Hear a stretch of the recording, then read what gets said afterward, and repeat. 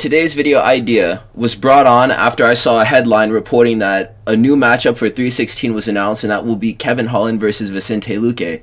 And I was thinking about giving an early predictions as today's video, but then I was like, I don't know who wins this fight.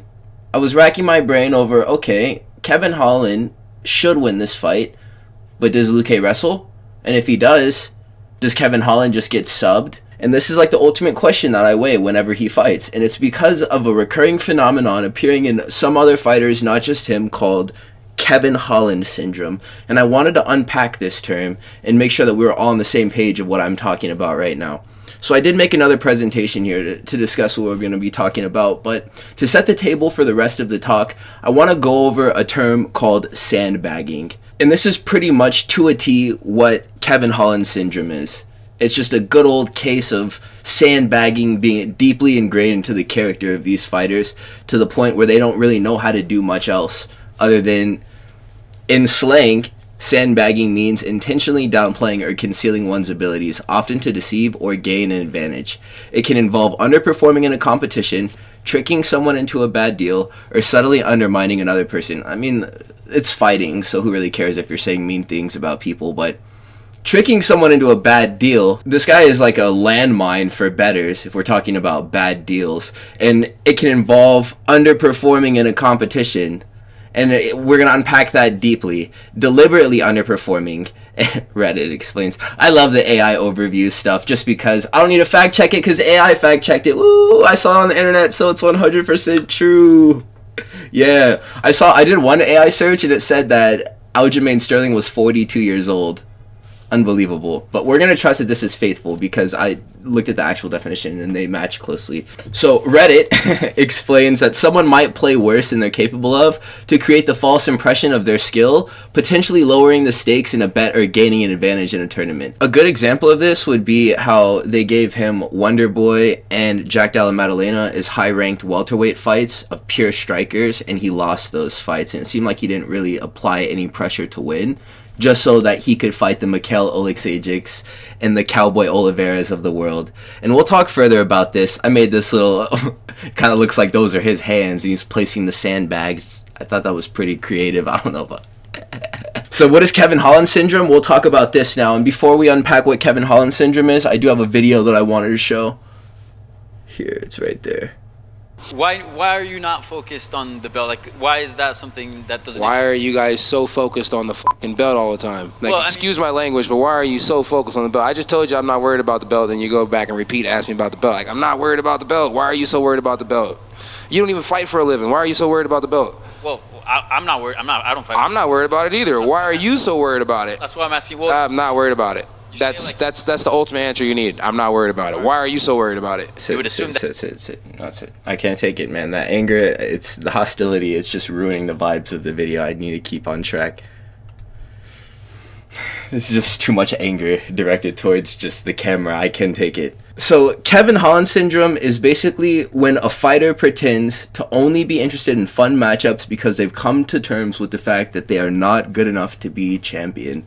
And it also entails purposefully not going all out in fights where you may be outmatched in your own realm of fighting, which is striking for Kevin Holland, so that you can make excuses afterwards and not lose any stock. They'll say things like, he just did. These fighters who suffer from this illness, man, they'll say things like, why should I care about the belt? Why should I care about the belt? While being in their physical primes. If you were ever going to compete at the highest level of the sport, which you are doing right now, why would you not want to achieve the highest accolade in your level of competition, which would be holding the belt? And why would you not want to develop a skill set that would be legitimate enough to get you there, to at least a title fight where you can challenge and maybe lose? But if you're just going to take losses to these random contenders throughout the top 10 rankings and top 15 rankings, then you'll never get to the belt. And fighters like these will look like superstars against cans that they're 100% certain that they're better than, and will roll over for anyone who has an actual threat to their path to the title by countering whatever their strengths are. Fighters who suffer from this condition are usually pretty complete fighters who are deficient in one thing or many things that makes it so that they'll never be a champion. This is a pretty specific thing to suffer from, because in order to have Kevin Holland syndrome, you have to have general hype and fan interest behind you. And the reason why fans would care about you is because you're actually pretty good at fighting. So fighters who fit this bill are not trash, and most of the time have a certain set of career accomplishments to the point of where they are in order for people to say, oh yeah, this guy was good. For Kevin Holland, it was the year 2020 and the fight run that he went on, where he earned Fighter of the Year, I think he did. And that's what people always talk about. They say, oh yeah, 2020 Holland. They talk about 2020 Holland like he was... They talk about 2020 Holland like he was LeBron at the Heat. It's ridiculous. Putting it in basketball terms, they talk about 2020 Holland like he was rookie Jeremy Lin. They talk about 2020 Kevin Holland like he was Derrick Rose. It's insane. If you want to put it in basketball terms, it's exactly what it's like. This is him. He's a hunter. We'll talk more about the fine piece of weaponry that he's holding here in a second. But before, let's discuss the delusions that are meant to deceive the fan base. Because in a Kevin Holland matchup, just like I talked about at the beginning of the video, you're constantly forced to wonder what version of this fighter will show up. How hard will he try this time? And the reason why you're left to second guess yourself like this is because you just heard him say it. He doesn't want the belt. And fans shouldn't force their dreams upon fighters. The reporter, he was like, oh, you don't even fight. Why should I want to win a championship title as a pro fighter?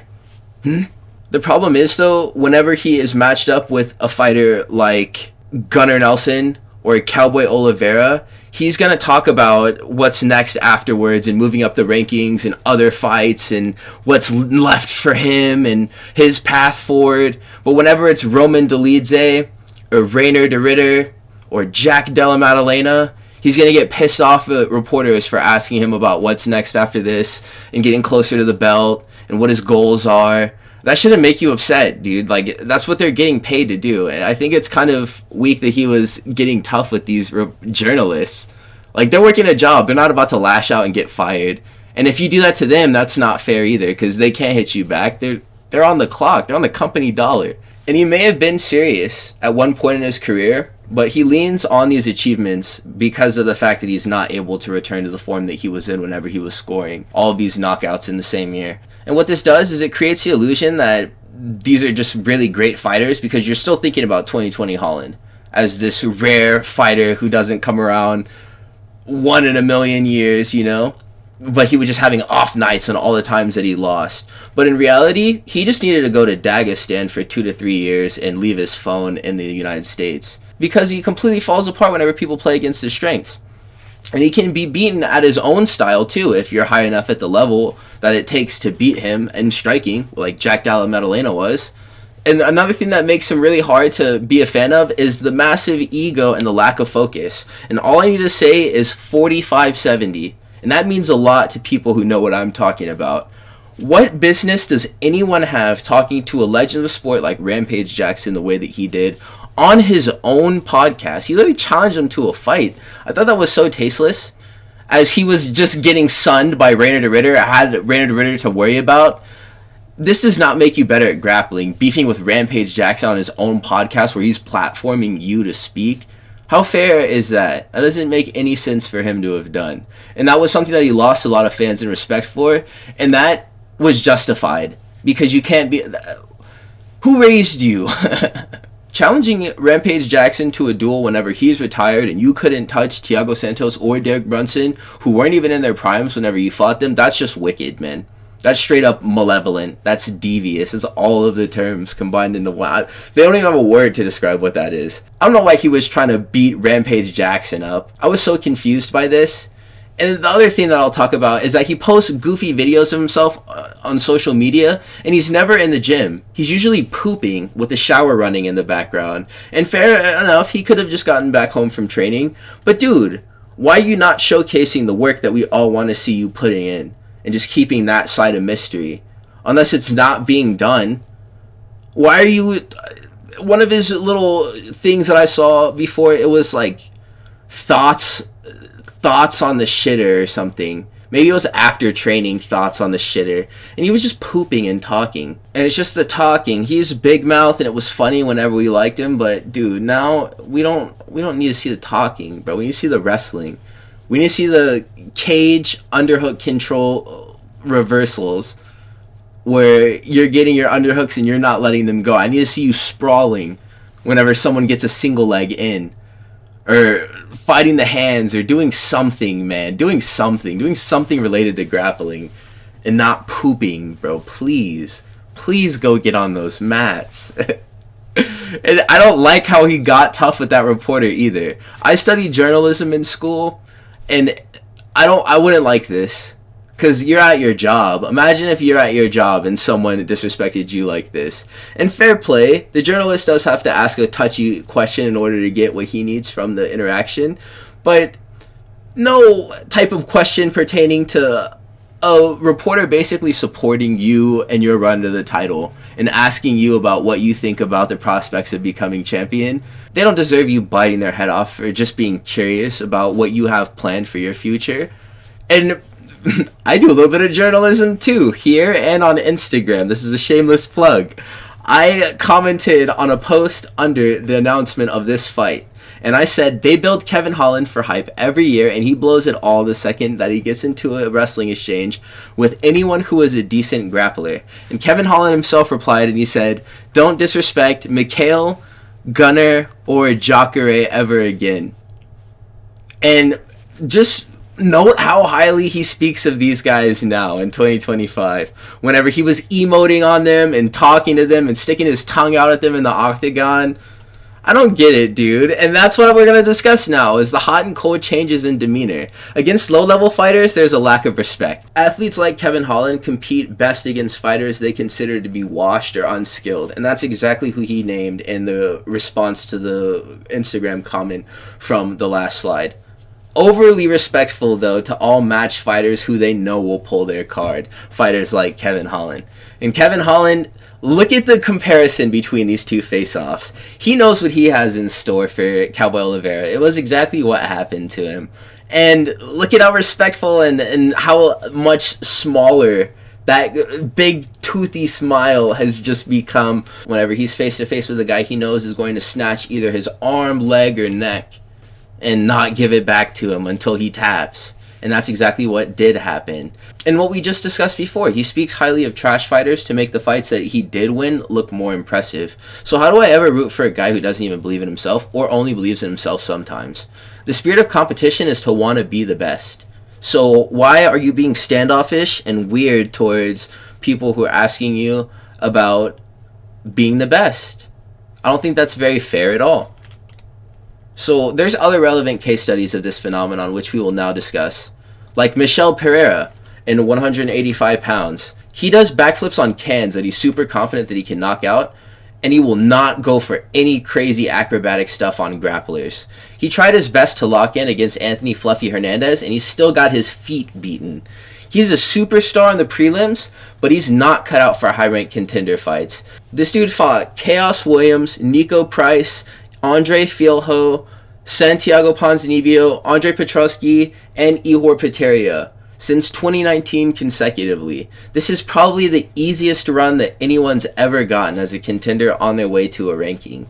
He breakdanced on these guys, and he fought Fluffy, and he was dominated, and he wasn't entertaining in the striking at all because he was too busy getting whooped. This guy, he exists in our memory just like Kevin Holland did. He had a 2020 Kevin Holland year for like 4 of them, which was pretty remarkable, but you have to look at his opponents. This guy is definitely only in it for now entertaining fights.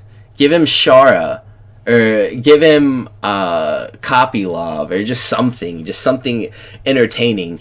Give him Marco Tulio, a fun striking matchup where the guy who fights him could potentially beat someone else and get a good ranking out of it, or he could just have a fun fight. He just turned into a 185 Brazilian Wonder Boy, and people would be cool with that.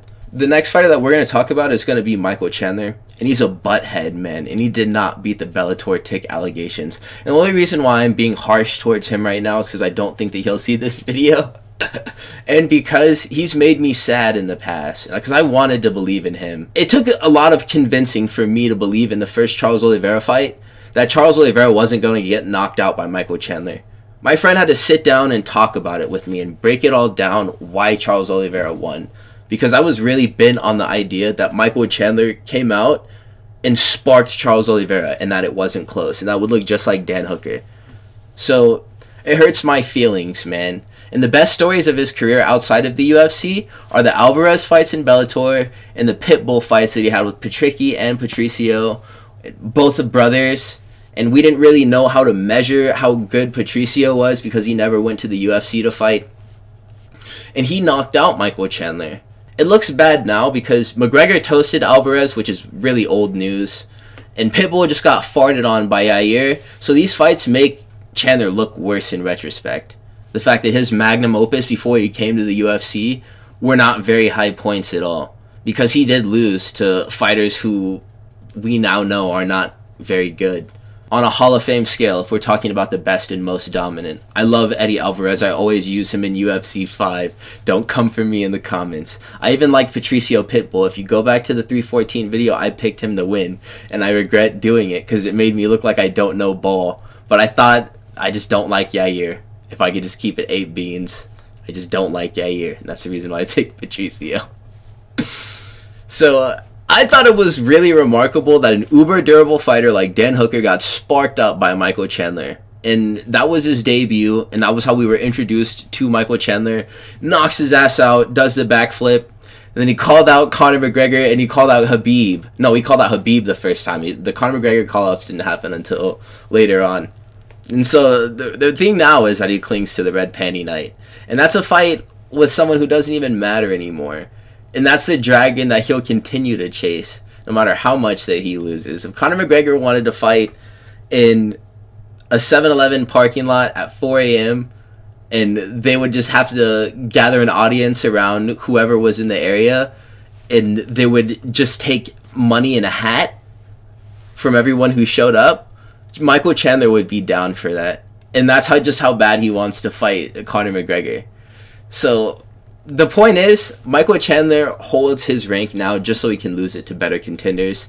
And he understands this, so now he only calls for entertaining matchups so he can lose in style every time. And that's exactly what he does. He just loses in style. Fighters are only great because of the fact that they have good victories. And Michael Chandler is someone who we've all widely accepted as a good opponent for our favorite fighters to beat in order to become more important. And that's the role he serves. He's a textbook gatekeeper. Wonder Boy is the last guy that we're going to talk about. He's a pure striker. He doesn't really know how to do anything else. And I'm not really even joking at all. He cannot grapple. Despite being brother-in-law with Chris Weidman, they didn't spend any time wrestling together, clearly, because he never had a chance of sniffing the belt after his trilogy with Tyron. And throughout the years since I started to get into UFC up until now, he's held a pretty high ranking to be match made with other strikers to see who had better stand-up, and usually it was always Stephen Thompson. But eventually it only made sense for him to fight with people who could grapple, since basically the entire division can now. So he's been just getting recurringly dominated in fights ever since Bilal Muhammad, and he has no aspirations to spin the block for the ranking that he lost. The key to beating Wonder Boy is to just test the wrestling. He came to MMA as a pure kickboxer and never developed any type of grappling. I didn't understand how bad it was until he fought Bilal, and I knew he was cooked whenever they were whizzer on the cage, and Stephen Thompson was posting on one of his hands and on one knee, and Bilal Muhammad started punching him with the free hand that wasn't wizard up against the cage, and instead of defending or trying to stand, Stephen Thompson just stops posting on his hand and starts punching Bilal Muhammad back. And that's whenever I was like, man, this guy has never put on a gi a day in his life, has he? Or trained in any type of... He's never put on the leotard, the gi, any of that, man. The rash guard. This dude is so unfamiliar with the jiu-jitsu mats. I love Stephen Thompson. Excellent kickboxer. But the grappling is 0 and the wrestling is 0. And for some reason, this guy posts every single one of his techniques to YouTube. And I don't understand why he does this. Because Joaquin Buckley literally came out and said, I didn't know how I was going to beat Stephen Thompson before I went onto YouTube and I watched him post all of his techniques. And I learned how to beat him because he taught me how to beat himself. And that's... I don't know why you would set yourself up for failure like this. This is an instance of sandbagging on his part. This might be like John Jones going out for weekends of coke and partying. Stephen Thompson posting all of his techniques on YouTube. Just in case he fails, he has something to point to. He was like, man, I shouldn't have posted all of my training clips on my YouTube channel. If I wouldn't have done that, then I might have won this fight. That's his out. That's his psychological fail-safe. It makes perfect sense to me. But these scenes are really bad on the bottom right. And as a Wonder Boy fan, it hurts my heart. Because look at how happy he is to just be done getting wrestle fucked by Bilal Muhammad. Look at how big he's smiling over the fact that it's over. And he just incurred small little cuts where he was just getting whooped, bro. It's getting beat up. Truly breaks my heart. I could really shed some manly ass tears to that picture. So yeah, that's going to be the talk today. As an early prediction for Kevin Holland versus Vicente Luque, Vicente Luque came back and won against Thimba Garimbo. Thimba Garimbo is not Kevin Holland. Kevin Holland's striking is dangerous universally between 170 and 185. He probably does knock out Vicente Luque. I think that Vicente Luque should probably retire at this point, to be honest. And I hope he does, if he does get knocked out by Kevin Holland. But past Vicente Luque, if they were to give Kevin Holland a fighter like Brian Battle to fight at 170, I don't know if he'd approach it with the same mentality as he would a fight like the one that he's approaching at 316 or the last one that he had at 170. So we will see what happens to our boy Kevin Holland. He's a local, so if you do see this, Kevin Holland, please do not get on my head top. I don't mean to offend, but I'm not sorry for anything I said in this video. He's gonna punch me so hard. Nah, honestly, that's the way that I feel. I don't mean to offend any of the fighters, but I do mean what I say. And I'm gonna be very careful with my words to make sure that I'm not going too far so that I do get boomed on. But this is what I think. And Kevin Holland syndrome needs to be officially coined a term for fighters who only care about putting on interesting fights and openly express that they don't care about fighting for titles. Like, what's even the point? So if you did stick around to this point in the video, please like, comment, and subscribe. Thank you guys so much for the frequent support. Honestly, all of the videos are getting well received by the algorithm. I think I'm doing something okay. So I'm going to keep going with it. I'm going to make another video after this one, and that will be posted tomorrow. Thank you, fellas. Please stay safe and take care.